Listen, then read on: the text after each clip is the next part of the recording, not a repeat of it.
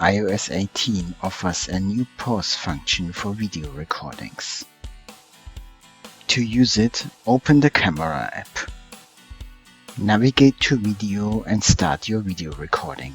Besides the two buttons that we know to make a screenshot and to stop the video, we see a third button with a pause icon.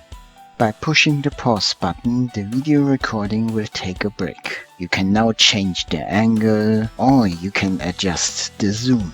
By pushing the pause button again, the video recording will continue.